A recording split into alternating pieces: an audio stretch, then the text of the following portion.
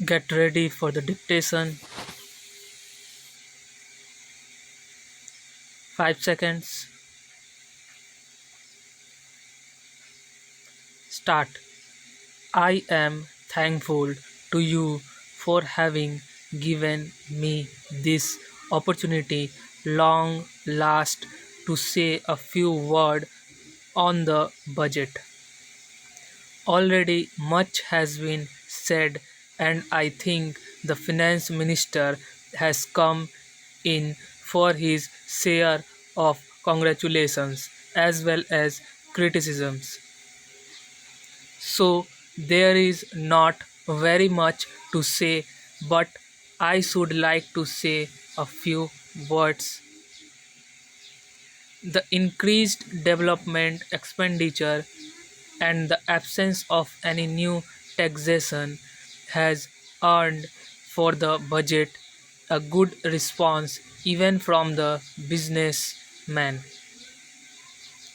I especially welcome the relief given to the middle class by raising the exemption limit of income tax in respect of personal income.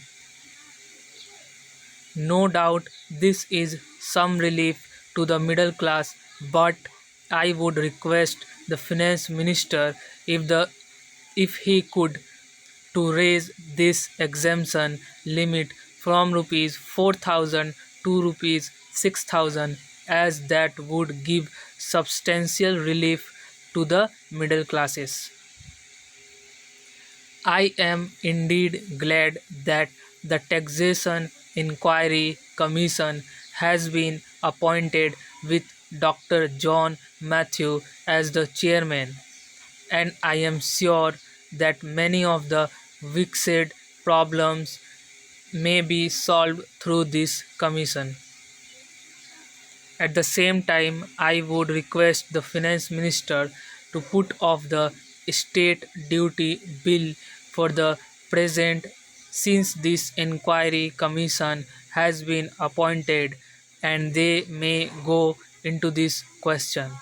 For I feel that it is not an opportune moment to put on more taxes on the people. Already, as Mr. Gagil has pointed out, there are so many taxes on the people. The people are overburdened by taxes and they are just trying to recover their stability.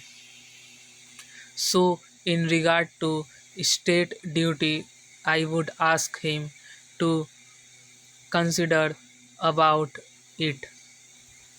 My reasons for asking it to be postponed is, as I have said, that the people are still facing economic distress, and then our government is not able to offer the amenities which other countries have, where the state duty exists, such as free compulsory education for children, free medical aid, homes for the poor and the destitute, old age pensions, etc. So, my humble suggestion is that this point may be considered by the Taxation Inquiry Commission. I agree that there is a brighter side of the picture, and that instead of continually harping on our poverty, we should also see the bright side. We are making encouraging progress towards laying the foundation of a welfare state. With the cooperation of all and the implementation of the 5-year plan, I am sure, sir, that we should able to lay the foundations and fulfill the dreams of India.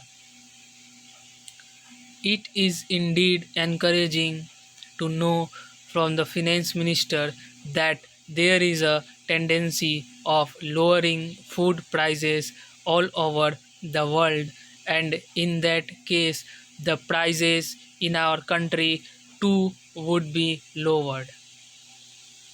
Regarding defense, for obvious security reasons, I do not agree with the friends who say that the expenditure should be curtailed. It is not advisable to take any undue risks and slacken the defense arrangements. Indeed, defense is one of our valuable assets, although strange to say there seems to be a adverse opinion in some quarters. I agree with what General Cariappa once said, that God and army are remembered only when there is trouble. The army consists of the most disciplined and loyal set of young men. It would not be proper to affect economy in the pay of these brave officers, as it would not be an incentive for the right type of young man to join the army, and it would become ineffective and inefficient. I believe already officers who were drawing rupees 1400 as their pay are now getting only rupees 700 and about rupees 100 as allowance. That is, they are getting about half of what they were getting before.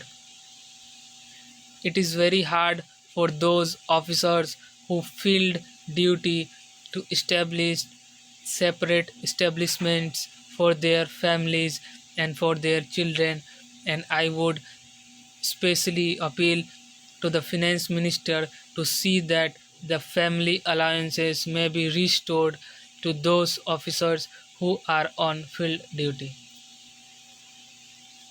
Economy in army could be affected in other ways. There is scope for more efficient operation of defense industries, which process seems slow, and by purchase policy of utilizing goods and stores indigenously manufactured. Preference should be given to country made war materials such as could be produced here, and they would be cheaper than foreign made goods. I may also suggest that the armed forces who are not on field service or under any operational commitments could be utilized for giving military training to the youths in school and colleges, which would teach discipline and loyalty. The university authorities should make military training as part of the compulsory education, just as they have adopted social, domestic, and political sciences. The National Cadet Corps is already inculcating military training in some universities such as Bombay and Calcutta. But if military training is made compulsory for our universities students, it will go a long way. Stop.